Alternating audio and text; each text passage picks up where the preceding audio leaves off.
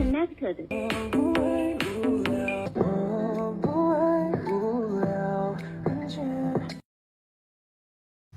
Được đứng bên anh em hạnh phúc tim loạn nhịp tung bay, chắc chắn em thề em sẽ không bao giờ quên ngày hôm nay. Chính anh từng từ mình anh thôi, mãi theo sau mình anh thôi, mãi si mê mình anh thôi, mãi yêu thương mình anh.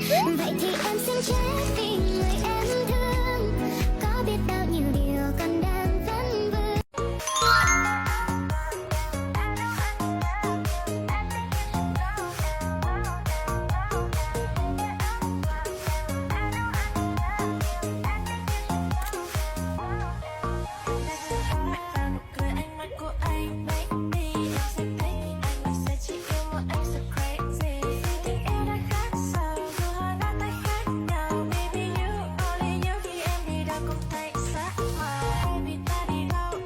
抱随着 love 第一次见面的时候，我马上心动了。Oh girl，你迷人的发尾，记得亲你的时候，你还是往后退。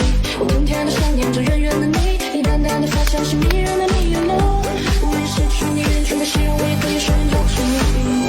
亲爱的，我的床，告诉我 who you love。亲爱的，我的床，告诉我 who you love。喜欢你是我的秘密，是你就像在海底十万米，我写下日出和烟落随你，海底天空是爱所有，我说所有。